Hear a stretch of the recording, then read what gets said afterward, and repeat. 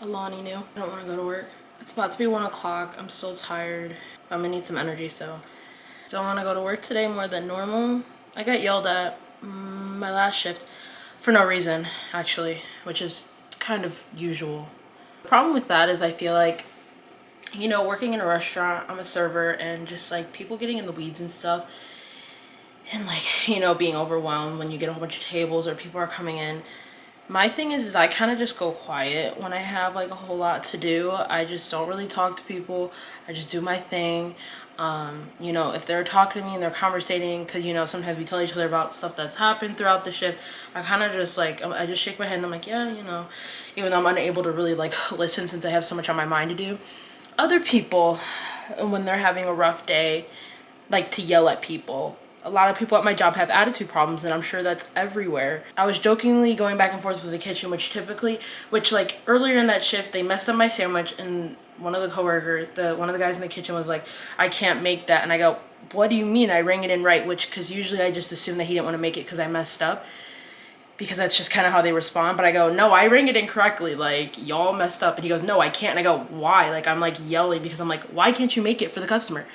And then he goes, no, I can't make it because we're out of pastrami. And I go, you could have just said that instead of just saying I can't make it. So I was like, okay. I went to ask them to make something else. And then my next table, they put a really hot spicy sauce on it when that's not what I rang in. So they messed up again. And then I made jokes about it later on that they messed up 2 of my things because they were mad that a server messed up. We were joking, going back and forth. And then I got yelled at. So yeah, that's why I'm not excited to go to work. I hate it even more every single day. People say get another job. I will not be happy anywhere I have to work. I don't like working. I hate it. And I talk about how much I hate it every single day. I dropped out of college because I basically flunked. It was just hard. And people are like, well, you could always go back. I don't want to. I don't want a real job. In my opinion, any kind of job is a real job, to be honest. But I don't want a big girl job, whatever you want to call it. I don't care to. And the girls who are, I'm happy for you, honestly. I wish I had it in me, but I do not. And I just don't have the means and the funds to not be going to work. I have bunnies, I have apartment to share my part of the rent, and I have to be able to afford to eat also. Stuff's not cheap nowadays. And I'm on a server salary. Saturday was a really good shift for me. People were being really generous. They must have got their income tax back. I did not yet. I'm going to my mom's house to go get mine done. But hopefully I get a decent amount back. I don't know, but it'll go right to my savings. A big part of me really wants to move in like 2 years, and I don't know if that means I want to stay in Ohio because I've been in Ohio my entire life, or if that means I want to move to like Atlanta or something. I just don't know how the rent is there, so I'd have to, and of course I'd need to visit a few times before I move down there. I just feel like there's no opportunities for me in Ohio, and I'm just afraid that I'll live my life being like, and of course I'm 22 years old, I don't need to have everything figured out. I'm slowly realizing that, but also I don't want to sit around and I wake up and I'm 28, 29, and then 30, and I'm like, I never tried to pursue any of my dreams, even though acting is very unrealistic for most of the world. In order to like to even be hired at all, even as a side character, is very hard. I still would like to know what it's like to even try. I don't want to just be like, well, oh, what if I did this? I'm tired of the what ifs. So hopefully, like I said, in the next couple years I'll be able to save up enough and possibly move. I don't know. On March 1st, it'll be 29 days, and I'm going out on Friday, and I'm excited. I'm going out with my sister. I should be going out. Of course, I hope.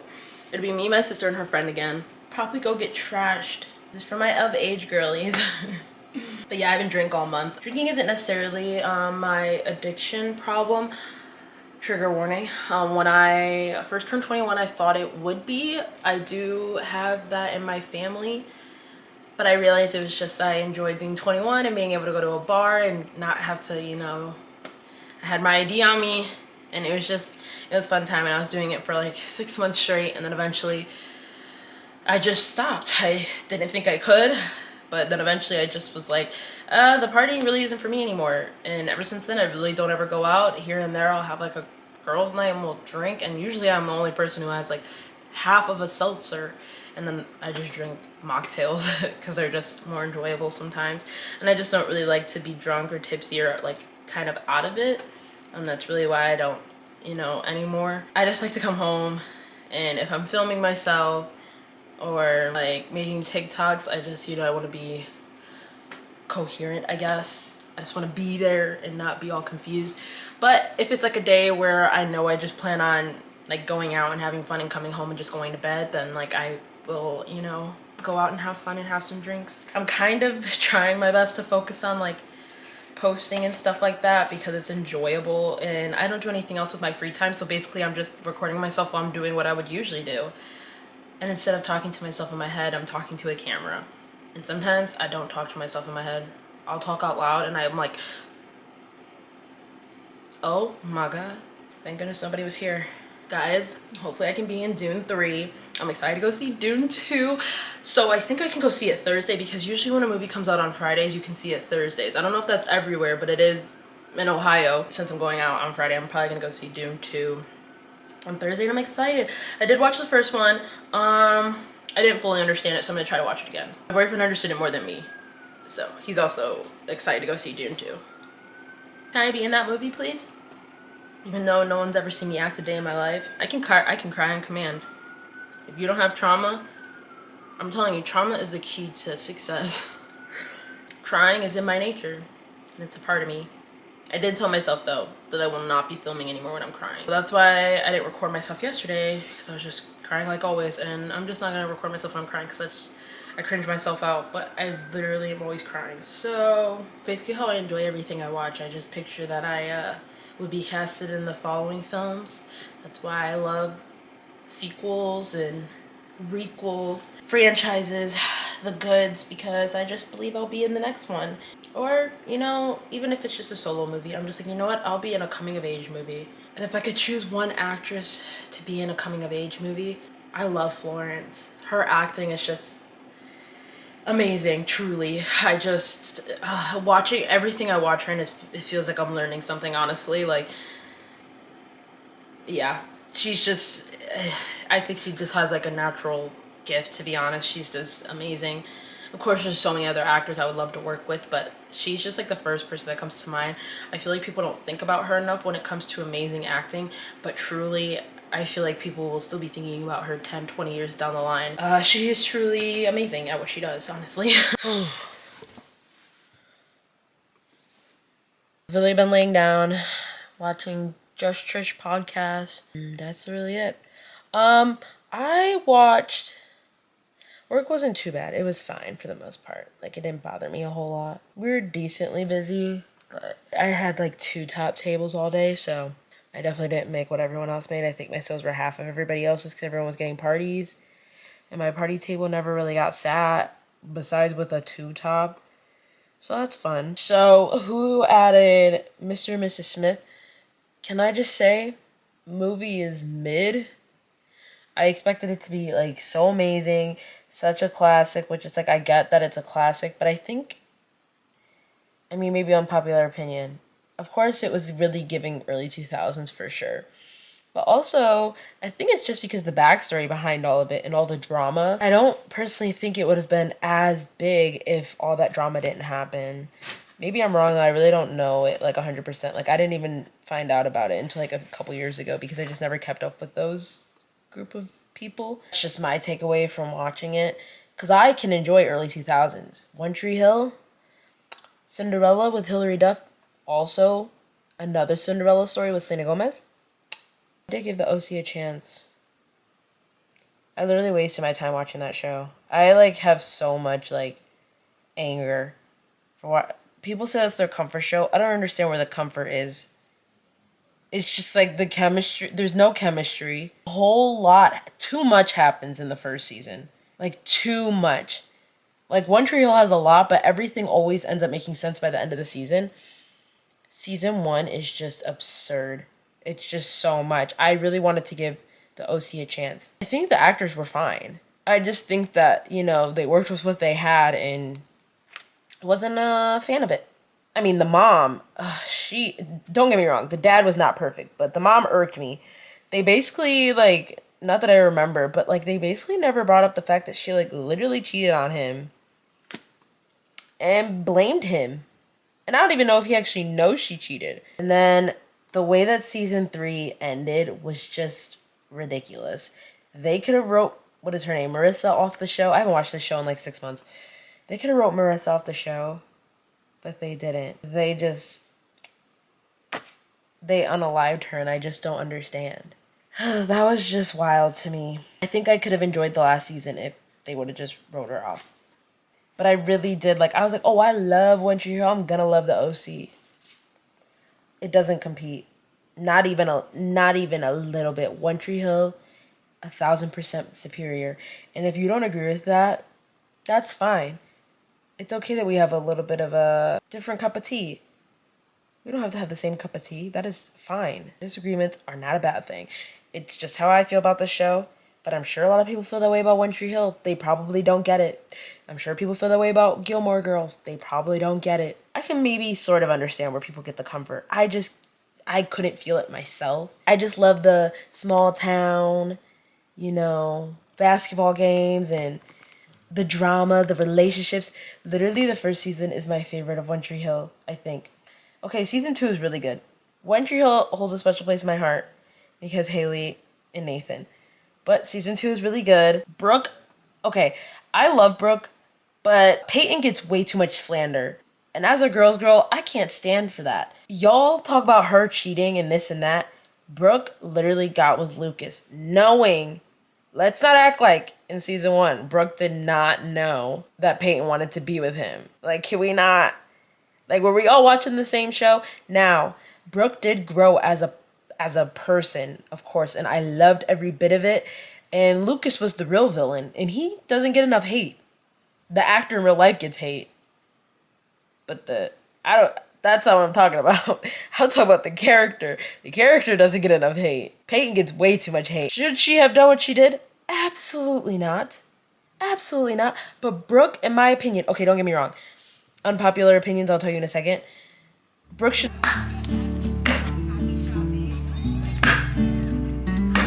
Pasta my boyfriend made me. Of course, no meat. He was begging me to try it yesterday, but I told him because I'm doing my calorie count. I was like, I already ate enough food today, so I definitely will save it for tomorrow's lunch. For me, it's breakfast. I'm not necessarily a breakfast person. Like, I am and I'm not, but like, I eat breakfast at any time, like breakfast food, like pancakes and stuff at any time. And I also eat lunch food at any time. Usually, if anything, I eat it in reverse. Like, I eat pasta and like pizza and I don't know, like salmon and rice for breakfast, and then I'll have pancakes or waffles for dinner after work. It really just depends on like what I'm in the mood for, but typically like if I'm like really hungry and there's something I wanted the night before but I'm like saving it for the next day, it's probably gonna be dinner food.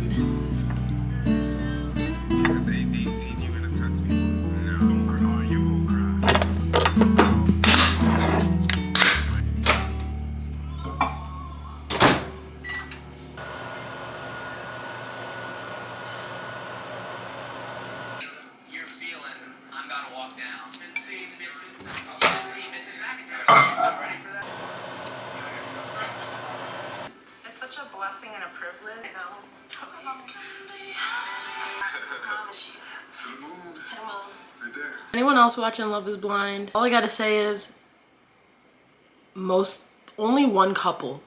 Besides that, none of them should have gotten engaged. They didn't choose the right people. Amy and Johnny, I think they're very compatible. I think the only thing that they don't see eye to eye on is the baby thing, and that is something that is huge. I think they both want a baby at the same time, but I think that if things don't go according to plan, I think one is more lenient than the other. I think Amy's more lenient. I don't think Johnny is. I think he wants a precise, perfect life, exactly how he wants it. But unfortunately, that is not the way that life goes. So hopefully, if they end up getting married and anything happens, hopefully, he ends up being all right with it. But I'm trying to remember all their names. So I know 80. She's literally the star of the show this season. Everybody is like fiending for her, basically. I'm trying to remember the guy she was with.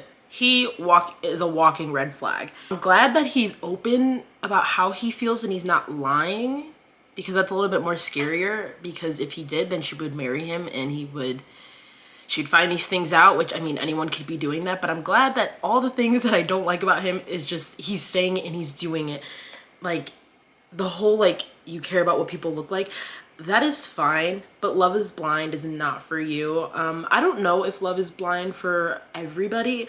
I think Love is Blind for some people, because some people truly don't care what people look like. That has always been my mindset, but I don't think you're above anyone or below anyone if you care about looks and stuff like that. I don't think it matters, but like, Love is Blind isn't for you if that's what you care about before you get to know somebody. Literally, the point of doing this experiment is so that you choose for love and not for looks. But he said that he doesn't think he can love her if she isn't as beautiful as he would hope. But he also ended up saying he changed his mind about it. But to be honest, I don't really think he changed his mind. I think he was just hoping that she was beautiful, which of course 80 is stunning. Oh, his name's Clay. I don't think he's ready for love, truly, because he obviously says that he has a lot to work on with himself. He talks about how his dad cheated on his mom 7 years into the marriage, and he's afraid that he'll do that, and he keeps talking about it, and that just seems like he's putting it into existence. And so if somebody told me personally, this is my own opinion, if someone told me that they thought they were going to cheat over and over and over before we get married, I would say, I don't think this is gonna work out. Because like, you shouldn't, if you're in a relationship, you shouldn't be afraid that you're going to cheat. And if you are, that means you have unresolved, you know, trauma and issues that you need to heal.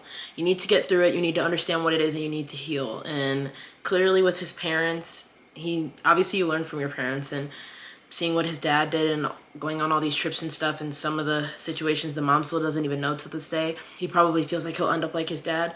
But if he still feels that at the age that he is at, then he should not be getting married. And also, talking about her weight really, as somebody whose weight was just always the topic of conversation, listening to Clay talk about 80's body and saying that if she gets pregnant and her body changes, he's gonna make sure she gets right and this and that.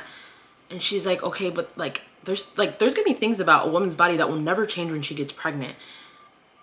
And are you going to be okay with that? Like,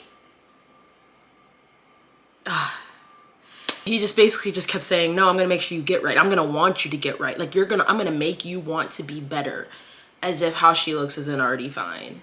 And like I said, I don't think he changed his mind about how he feels about how she looks. Like, he said he needs to make sure that he is attracted to her. I think the thing is he just happened to be, he got lucky. Like, she's very beautiful, and he just got lucky with that. Because if he got someone that he didn't, like, that society deems not conventionally attractive, then he wouldn't have probably wanted her. It is only 11:30 and I am so tired.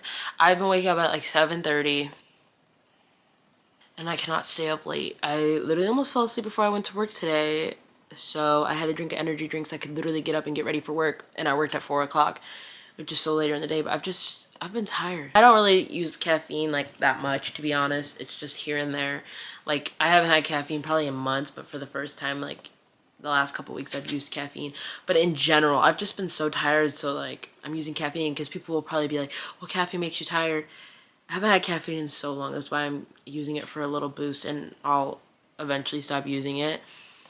But I don't know what it is that's making me tired. Like, I think my body's having withdrawals from being healthy. But I'm trying to stay up because I've been on a reality show kick, and Thruple is so good, and it comes out at midnight.